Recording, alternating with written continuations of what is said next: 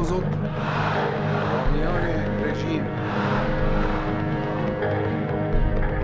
Iran's leaders have emphasized that they have a right to respond to Israel's airstrikes over the weekend, but they appear to be taking a more measured tone. Israeli Prime Minister Benjamin Netanyahu also said in a rather matter-of-fact way that the Israeli assault had achieved its objective. The comments both from Israeli and Iranian leaders came even as negotiators headed out to Qatar in an effort to revive long-stalled ceasefire talks in the Gaza Strip. But at the same time, it did not stop Israel, which already carried out more deadly attacks both in northern Gaza as well as in southern Lebanon. In his first public comments since Israeli warplanes struck Iran on Saturday, Netanyahu said that the strikes were carried out in retaliation for a missile barrage that was fired at Israel on the 1st of October. He claimed that the strikes had severely damaged Iran's defensive capabilities and also its ability to produce long-range missiles. Iran must now decide whether or not to respond and how to respond. On Sunday, in his first public comments since the strikes, Iran's supreme leader Ayatollah Ali Khamenei said that the strikes should neither be magnified nor be downplayed. He did not appear to be explicitly calling for retaliation. Although Iranian officials emphasized that their country has the right to respond, Iran's President Masoud Pezeshkian has said that the country would answer any stupidity with wisdom and strategy. The attack was the first time that Israel has publicly acknowledged conducting a military operation inside Iran.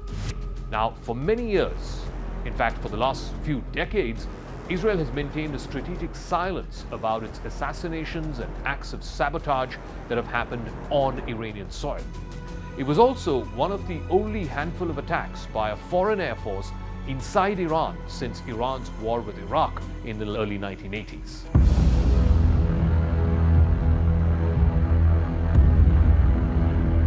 Iran faces a dilemma now after the Israeli strikes. If it retaliates, it risks further escalation at a time when its economy is struggling, its allies or proxies are faltering, its military vulnerability is clear, and there is a leadership succession that's in play. If it does not retaliate, Iran risks looking weak to those very same proxies like Hamas and Hezbollah, as well as to more aggressive and powerful voices domestically at home. Iran is already in the middle of a regional war. Since the Hamas-led attack on October 7th last year, Israel has moved swiftly to damage Hamas inside Gaza.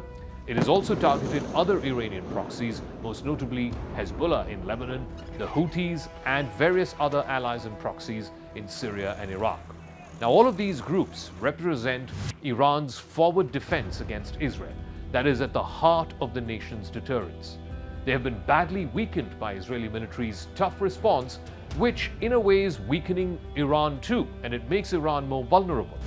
Iranian officials have made it clear that they do not want a direct war with Israel.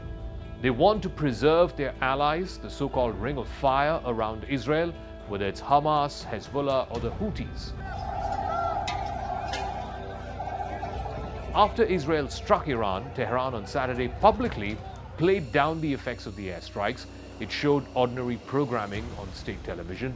It did not immediately vow a major retaliation, but it simply said it has the right to do so. After weeks of pressure from the United States to reduce the scope of its attack, Israel too avoided striking any sensitive nuclear facilities or even oil production facilities.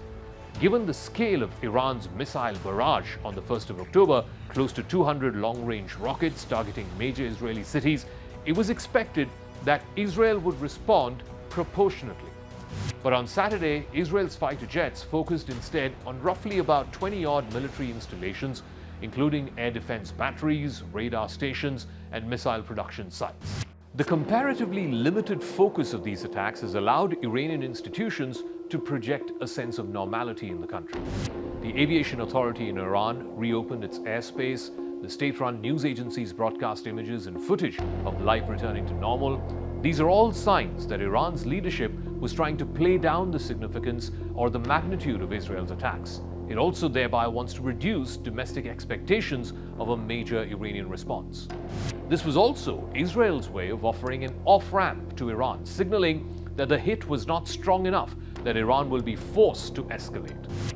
But by leaving a window of de-escalation open, Tel Aviv is also putting the ball in Tehran's court. It is also toeing the line that America took, with President Biden repeatedly saying that Israel should not target Iran's nuclear or oil facilities. That message seems to have been heeded. Adding to its reticence, Iran also faces enormous economic problems, making it wary of any extended or costly war with Israel. It has been heavily penalized by the United States and by the European Union over its nuclear program, forcing it to move closer to Russia and China. The Islamic regime is also dealing with serious domestic dissent over rising prices and its harsh authoritarian rule, both of which play into any calculation for retaliation. That is perhaps one reason why the Supreme Leader Ayatollah Ali Khamenei allowed the election of a more moderate president, Masoud Pezeshkian, after the hardline former president Ibrahim Raisi died in a helicopter crash earlier this year. Against the backdrop of domestic unrest, the new president Pezeshkian has pushed for new talks in Iran's nuclear program in return for lifting of economic sanctions. Now, complicating matters, there's also a quiet battle that has emerged over the succession of Ayatollah Khamenei, who's currently 85 years old. With former President Ibrahim Raisi dead, there is internal disquiet over the possibility that Ayatollah Khamenei's second son, Mujtaba, who's 55, might succeed him. The powerful Islamic Revolutionary Guard Corps, or the IRGC, will also have an important say, and it is considered more willing to confront Israel directly. Caught between limited military operations, a flagging economy, and now this succession battle, Iran is forced into walking a fine line.